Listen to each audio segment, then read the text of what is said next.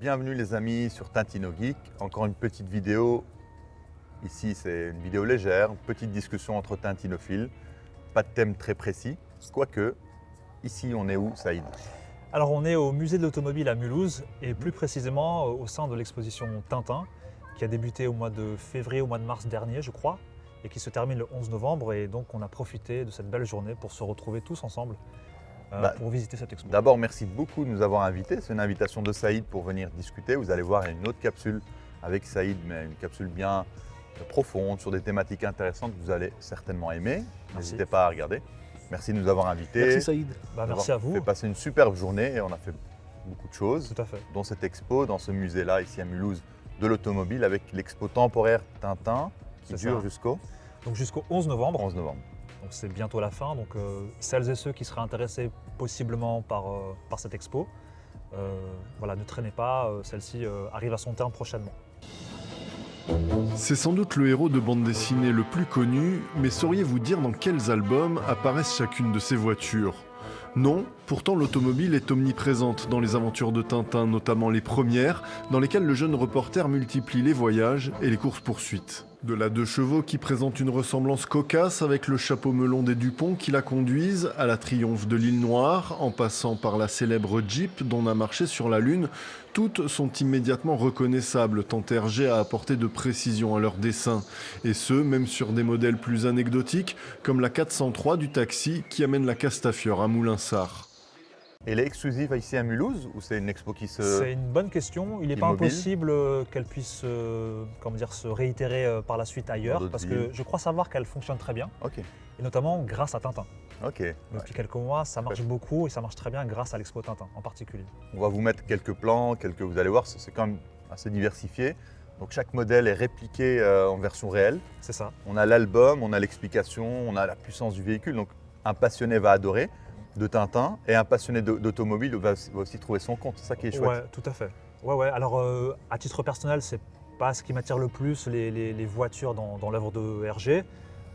Mais effectivement, même si on n'est pas passionné par les voitures, on voit là toute la richesse documentaire qu'Hergé avait justement pour reproduire ces véhicules. Et à ce titre, c'est vraiment intéressant de se plonger, de s'immerger dans cette exposition pour en savoir plus à ce niveau-là. Oui, puis on sait que Hergé était en plus passionné d'automobile. Il aimait avoir le pied au plancher. Oui, tout à fait. Il aimait conduire de belles voitures. Il aimait conduire de belles voitures. C'est quelqu'un qui va racheter la voiture de son médecin, donc c'est quand même te dire à quel point ça en dit long. Voilà, ça en dit long sur son amour des voitures et des belles mécaniques, puisque je pense même qu'à une époque il a eu une Porsche. C'était quand même déjà une belle voiture qui y va. Je crois que le rapport entre Hergé et Tintin, l'automobile, est très intime, on va dire, parce que dès son plus jeune âge, Hergé, qui s'appelle d'abord et avant tout Georges Remy, quand il est gamin, un de ses tout premiers dessins connus, c'est une carte postale sur laquelle il dessine une voiture, un garde-barrière et un train. C'est déjà évidemment un signe peut-être que les voitures l'intéressaient, parce qu'Hergé est né en 1907 et quelque part, il est né avec le XXe siècle, et c'est ces progrès fulgurants de l'automobile, lui qui habite en milieu urbain à Bruxelles, qu'il va découvrir dans les rues de sa commune comme de celles des environs. Par la suite, à peine sorti de l'adolescence, il va travailler dans un journal qui s'appelle Le XXe siècle, et là, il va découvrir les archives, évidemment, les documents qui sont à sa disposition, et lorsqu'il crée le personnage de Tintin en 1929, il a déjà à sa disposition pas mal de documents. Alors moi-même, pas passionné comme toi de véhicules, particulièrement dans la précision, les moteurs, tout ça. Mais par contre, ici, on le sait qu'il y a énormément de véhicules différents dans l'œuvre d'Hergé, dans Tintin.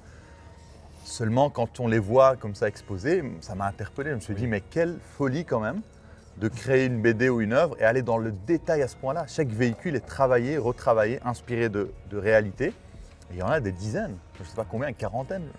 Il y a un paquet de voitures, effectivement. Quand je réalise, il faut être un peu fou pour introduire autant de précision dans une œuvre un peu de divertissement. Dressez des barrages sur toutes les routes de la région.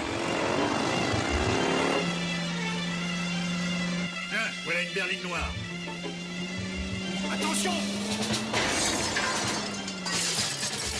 Tout à fait. Léger. Le grand talent de Hergé, c'était effectivement de reproduire à l'identique beaucoup de véhicules. On parle de voitures aujourd'hui parce que c'est ce qui concerne l'exposition, mais on pourrait parler des bateaux, Avions. des trains, des avions. Effectivement, cette volonté de coller au plus près de ce à quoi ressemble un avion, un bateau, une voiture, c'est assez fascinant.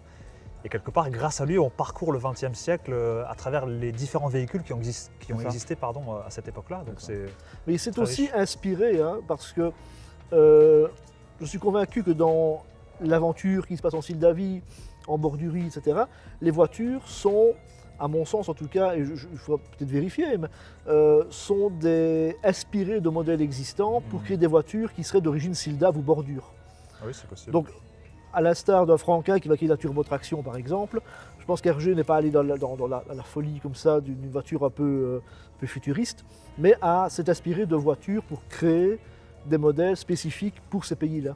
D'accord. Oui, bah, encore une fois, la précision chirurgicale un petit peu. parce que- Absolument. Et on peut ajouter un point maintenant qui me revient, c'est que dès le début des aventures de Tintin, Hergé était fasciné par la vitesse. Et on le voit dans les premiers albums, Ah. Dans les soviets notamment. Soviet, ouais, même sur la couverture, on a Tout à fait. l'effet de vent. un Ah oui, peu. c'est l'effet de vent qui va donner L'effet la de vent houppette qui à Tintin. permet hein.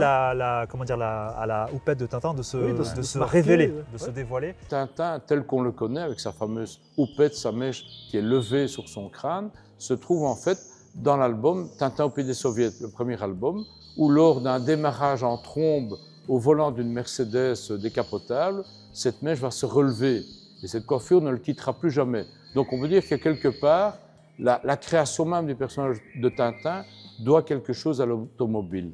Comme Tintin est un personnage d'action, forcément, la voiture participe à l'action et donne à chacune des cases dessinées par Hergé un côté extrêmement rythmé, trépidant, qui va donner beaucoup de dynamisme à ces bandes dessinées.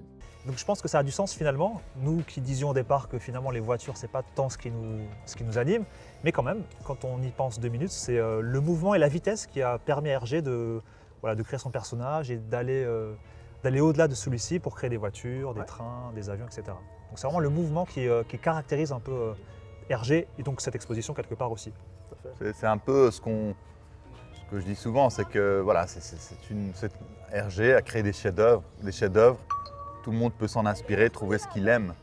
Et un passionné de voiture va trouver de quoi être passionné et retrouver la motorisation, les aspects, les inspirations. tout à fait, oui. Un passionné d'aviation, pareil, et j'en connais.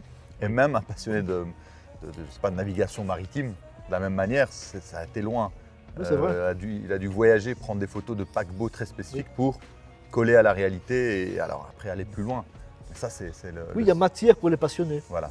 effectivement. Alors Ouais. qu'une BD, on en connaît sans en citer, où l'auteur va inventer une voiture type Oui.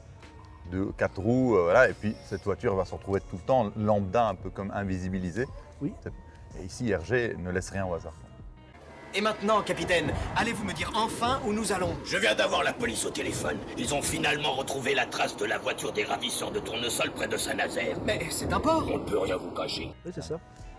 Tout à fait. Et c'est pour toutes ces raisons-là que ça vaut vraiment le coup de venir passer, voir, ouais, voilà, ouais. de faire un tour à l'expo.